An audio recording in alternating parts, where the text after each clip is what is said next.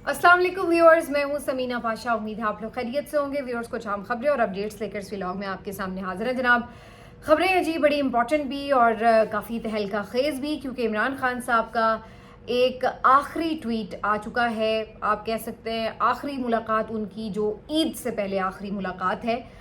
उसके बाद जो उनकी ट्वीट्स आए हैं। तो जैसे कि मैं हमेशा कहती हूँ कि इमरान खान साहब की जो गुफ्तगू है बाहर जो आके बताई जाती है, वो आमतौर पर उतनी शद्दोमत से रिपीट करने की हिम्मत नहीं होती उनके मुख्तलिफ मेंबर्स की। तो बाद में जो उनकी ट्वीट के थ्रू बात सामने आती है, वो जाहिर है कि एन हू बहू वो बताई जाती है जो फिर खान साहब ने की होती है। तो आज भी इसी किस्म का बहुत तगड़ा ट्वीट जो है इमरान खान साहब का आया है, जिससे अंदाज़ा हो रहा है कि वो जो हम गुफ्तगू में ये कहा करते हैं ना कि जी सारी कश्तियाँ जला दी हैं, तो आपको उस वक्त ये एहसास होता है कि जनाब वाकई ये कश्तियाँ जला दी हैं, अगर आप इमरान खान साहब का ट्वीट पढ़ें। तो अब ये सूरत हाल है जी इस वक्त भी। और इमरान खान साहब का ट्वीट क्या है, ऐसी क्या उसमें बात है, मैं भी आपको इसके ऊपर जो है तफसीली पढ़ के भी बता देती हूँ। इसके साथ भी कुछ अहम खबरें हैं। एक तो अमेरिका से खबर है, जहाँ पर एक अहम ख़त डोनाल्ड ट्रंप के नाम लिख दिया गया इमरान खान साहब की रिहाई के लिए। इसके अलावा अली अमीन गंडापुर साहब की एक अहम और तवील मुलाकात हुई इमरान खान साहब से आज, जिसके बाद अली अमीन भी बड़े बदले बदले नज़र आ रहे थे। इसके ऊपर भी बात करेंगे। फिर कुछ ये भी जिक्र करेंगे कि आलिया हमजा साहिबा के वारंट जो हैं वो जारी कर दिए गए हैं, और आखिरी दिन अदालत के ये वारंट जारी किए गए हैं ताकि वारंट को मुअत्तल भी ना कराया जा सके। इसके साथ साथ जो आज आपको ये भी बताएंगे कि वाक़या पेश आया था सड़क पर शहरी को मारने का, उसका क्या दी एंड हुआ है। तो काफ़ी कुछ है जिस व्लॉग में। आपसे रिक्वेस्ट है कि चैनल को सब्सक्राइब कर लें अगर अभी तक सब्सक्राइब नहीं किया। तो बात का आगाज़ करेंगे इमरान खान साहब की ट्वीट से। इमरान खान साहब की गुफ्तगू जो आज उन्होंने जेल में की, अपने वकला से, अपने लोगों से और सहाफ़ी वगैरह जो भी वहाँ पर लोग मौजूद थे। और ये गुफ्तगू इमरान खान साहब की जो अब ट्वीट के थ्रू सामने आई है, वो काफ़ी सख्त है। और अंदाज़ा ये होता है कि इमरान खान साहब ने जिसको कहा जाता है ना कि अब कश्तियाँ हकीकी मानों में जला दी हैं, और उनकी जो गुफ्तगू है वो ये बताती है कि उनकी तरफ से कोई लगी लिपटी नहीं है। अगर कुछ लोग ये अभी तक समझ रहे हैं कि इमरान खान साहब कोई पीछे ऐसा रास्ता छोड़ रहे हैं या कोई लिहाज कर रहे हैं नरमी, तो ऐसी कोई चीज़ नज़र नहीं आती, और अब वो बिल्कुल ऑल आउट जा रहे हैं। इमरान खान साहब लिखते हैं कि इंसानी माशरे में दो चीज़ें ही अहम होती हैं, इन पे ये माशरे चलते हैं, एक इंसाफ और दूसरा अखलाकी क़ुव्वत। जानवरों का माशरा ताकत की हुक्मरानी पर चलता है, जिसमें ताकतवर कानून से बालातर होता है, जबकि इंसानों के माशरे में जब ताकत के जोर पर हुक्मरानी की जाती है तो वो माशरा तबाह हो जाता है। इस हवाले से मैं तवातुर से मौलाना रूमी के कॉल का हवाला देता हूँ, जब अल्लाह ने तुम्हें पर दिए हैं तो चींटियों की तरह ज़मीन पर रींग क्यों रहे हो। आज पाकिस्तान में जंगल का कानून है जिसने इंसाफ और जमहूरियत को नेस्तो नाबूद कर दिया है। इस मुल्क के आज़ाद जजेस को पीछे कर दिया गया है और सरकारी जजेस को आगे कर दिया गया है। ये इमरान खान साहब ने जो हाई कोर्ट में आज कार्रवाई हुई है उसके बाद यकीनी तौर पर रद्दअमल दिया है। आज पाकिस्तान में कमज़ोर के पास कहीं भी जाने का रास्ता नहीं है। एटम बम से कौमें तबाह नहीं होती, बल्कि अखलाकियात की गिरावट कौमों की तबाही का बायस बनती है। ये इंतहाई बेशर्मी से अखलाकियात और जमहूरियत को तबाह कर रहे हैं। मुझे ज़ेर करने के लिए जो नारवा सलूक मेरी अहलिया के साथ रवा रखा गया है, वो पाकिस्तान की तारीख में गिरावट की अपनी मिसाल है। इंतकाम के तौर पर शेख मुजीब, जुल्फ़िकार अली भुट्टो और नवाज शरीफ की बेगमात को भी कभी जेल की काल कोठरी में नहीं धकेला गया, जैसे मुझसे इंतकाम लेने के लिए मेरी बेगम को, मेरी अहलिया को 14 माह से कैद तन्हाई में इंतहाई बुरे हालात में रखने के पीछे सिर्फ मुझे सज़ा देना मकसूद है। अलकादिर जैसे बेबुनियाद केस में सज़ा सुना के बुशरा बीबी को नाहक जेल में रखा हुआ है, जिसमें उन पर एआनत का इल्ज़ाम लगाया गया, जबकि अलकादिर केस ट्रायल में प्रोसिक्यूटर्स ने एआनत का कभी दावा ही नहीं किया। जंगल के बादशाह ने, अब यहाँ तक जो सारी बात है इमरान खान साहब की, वो ये जो ऑलमोस्ट वो आके बाहर बताई भी गई है, और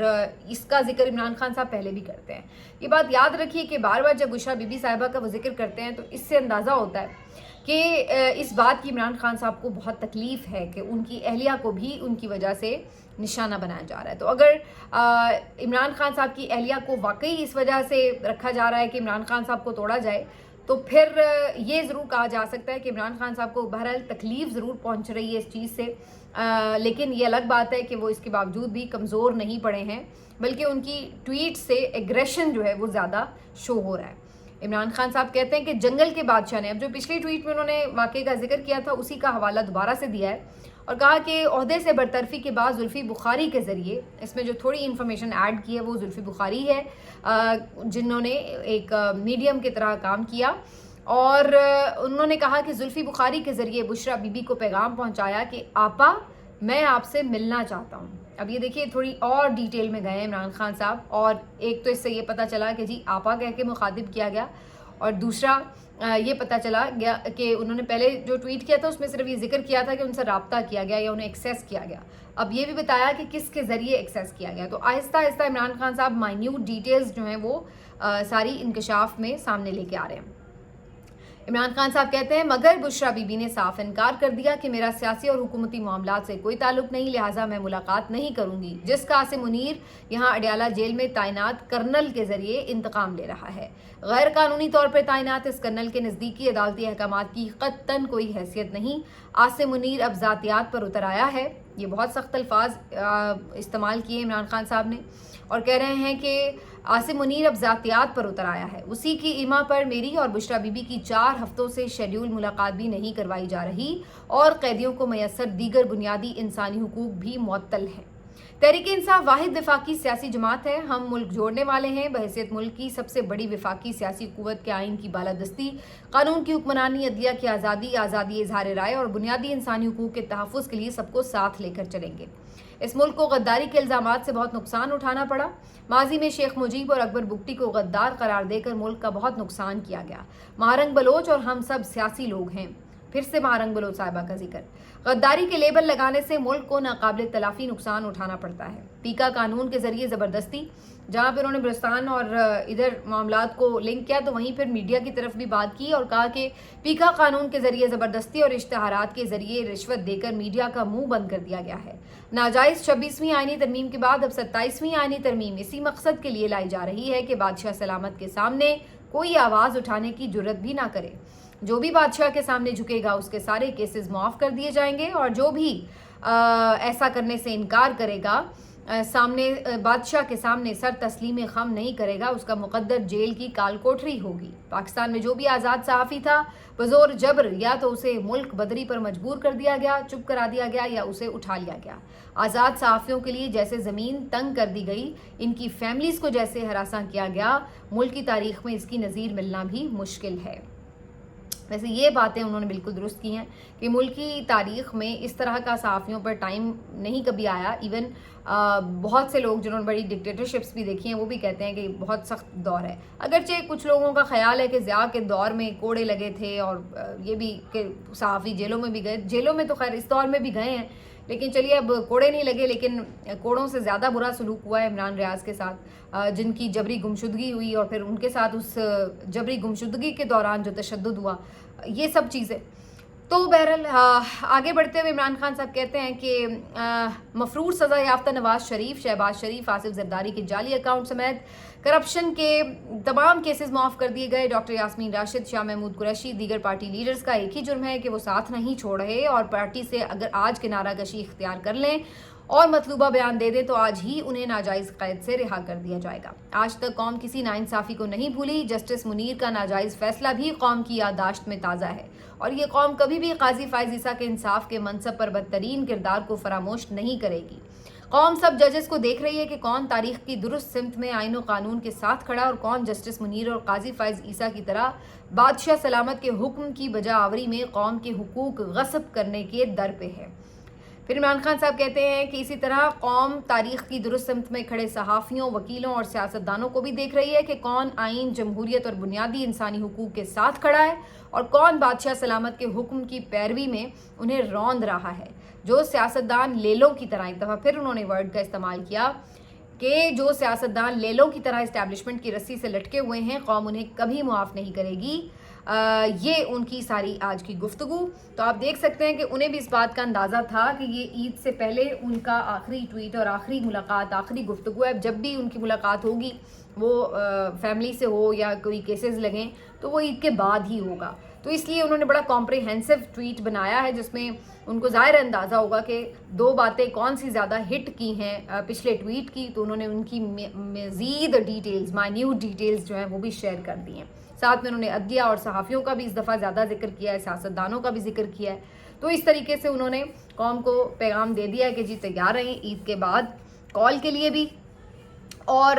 اب یہ سب چیزیں شو کیا کر رہی ہیں؟ شو یہ کر رہی ہیں کہ عمران خان آل آؤٹ جا رہے ہیں. شو یہ کر رہی ہیں کہ عمران خان ایک تحریک کے لیے اب کوئی راستہ پیچھے کا یا انڈر گراؤنڈ یا کوئی ادھر ادھر کا باریک تنگ گلی کسی قسم کی کوئی چیز نہیں چھوڑ رہے, اور وہ یہ سمجھتے ہیں کہ واقعتاً اس نظام کو بدلنا ہے, اسی لیے وہ اس میں کوئی گنجائش نہیں رکھ رہے. اور اگر ان تمام سختیوں کا مقصد یہ تھا کہ کسی طرح ان کو خاموش کرایا جائے تو یہ الٹا پڑ رہا ہے, اور نظر یہ آ رہا ہے کہ عمران خان صاحب خاموش ہونے کے بجائے زیادہ زور سے بول رہے ہیں, اور اب وہ ایسی چیزیں بھی سامنے لا رہے ہیں جو دوسری طرف بھی باہم تکلیف پہنچائیں گی اور پہنچا رہی ہیں. تو اس کا اثر ہمیں نظر بھی آ رہا ہے. تو یہ جو ساری چیزیں ہیں اب یہ بہت کلیئر ہیں, اور میرا نہیں خیال ہے کہ اس میں مفاہمت کی کوئی گنجائش نظر آ رہی ہے. یہی وجہ ہے کہ جو مفاہمت کے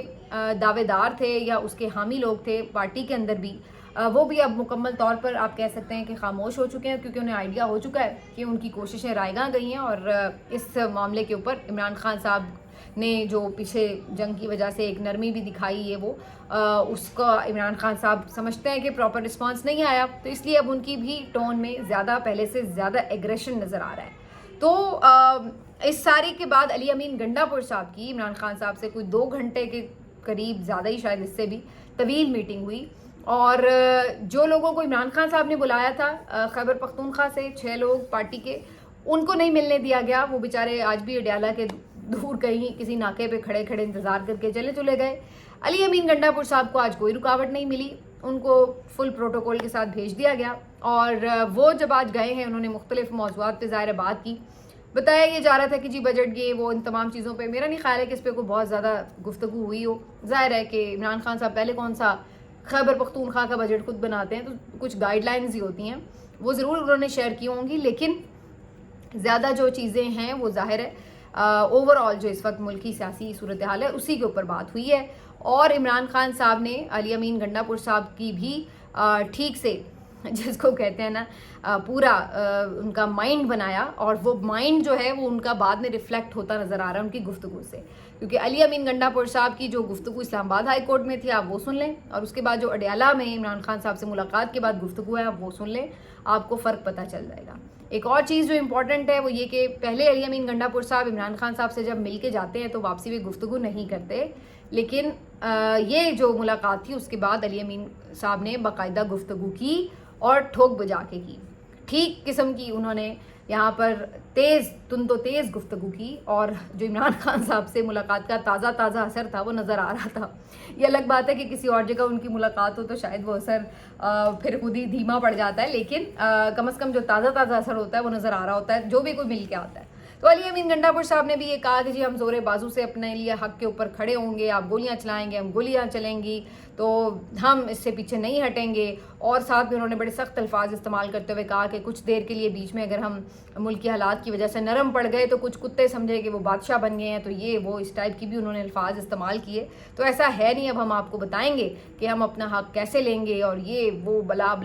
ہمیں اگر آپ یہ سمجھ رہے ہیں کہ بندوق کی زور پر جھکا لیں گے, غلام بنا لیں گے, تو ہم یہ نہیں ہونے دیں گے. تو بڑا آج ان کا بھی انقلابی قسم کا ایک ورژن جو تھا دوبارہ سے نظر آ رہا تھا. اب دیکھنا یہی ہے کہ وہ جز وقتی ہے یا صرف ابھی باہر ایک انہوں نے جیسچر یہ دیا ہے, لیکن اندر جا کے کہیں کسی کو کہہ دیں گے کہ بس آپ کو پتہ ہے پھر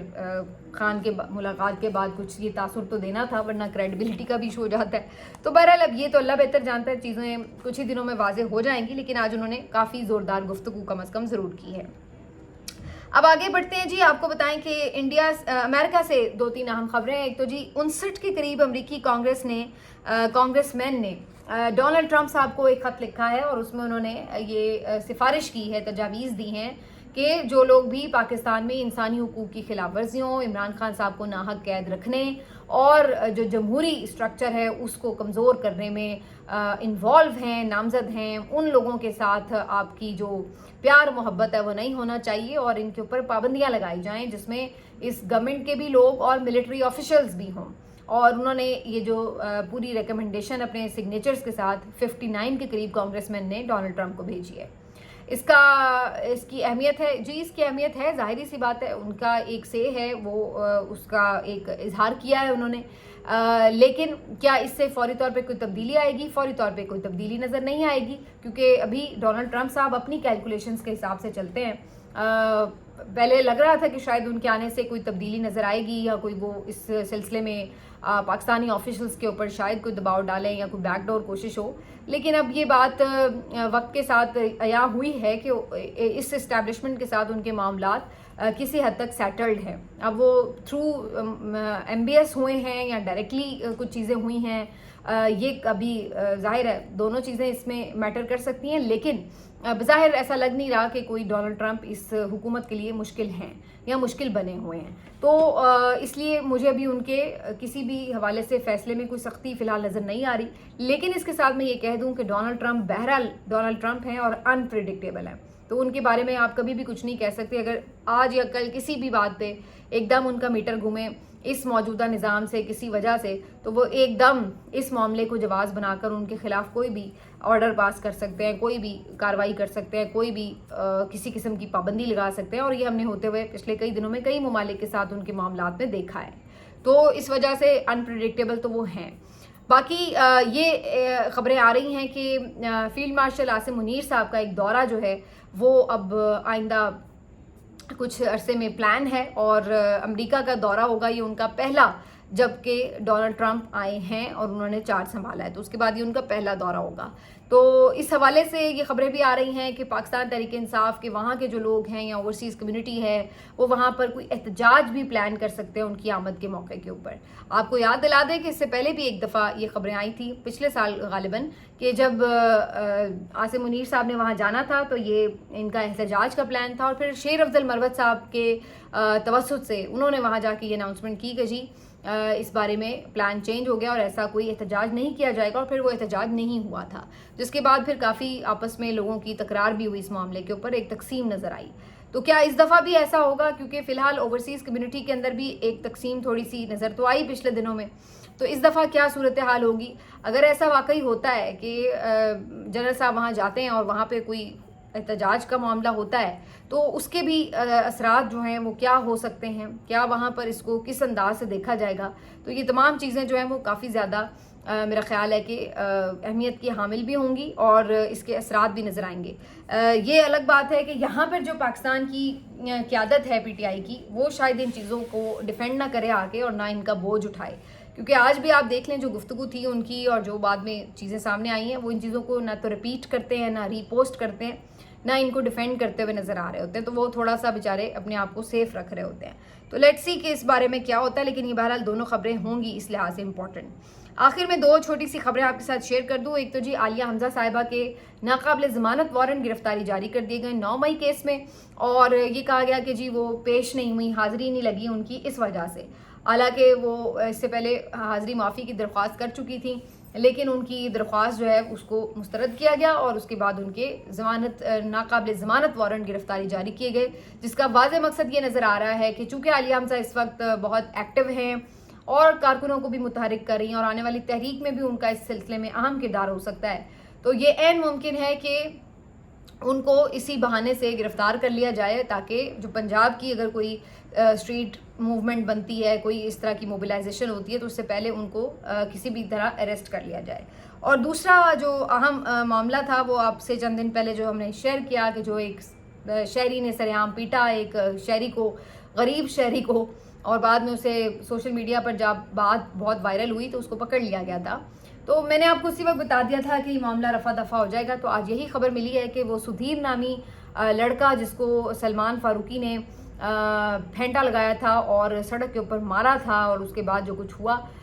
اس نے اس سلمان فاروقی کو معاف بھی کر دیا۔ پتہ نہیں کچھ لوگ تو کہہ رہے ہیں خود معافی مانگ لی کہ جی ہمیں کوئی مقدمہ کرنا ہی نہیں ہے سرے سے، اور یہ معاملہ جو ہے اس نے رفع دفع کرنے کی استدعا کی ہے کہ ہمیں کوئی پیروی نہیں کرنی۔ تو یہ پاکستان کے نظام کا ایک وہ چہرہ ہے جو ہم بار بار دیکھ چکے ہیں. ہم بار بار یہی دیکھتے ہیں کہ جو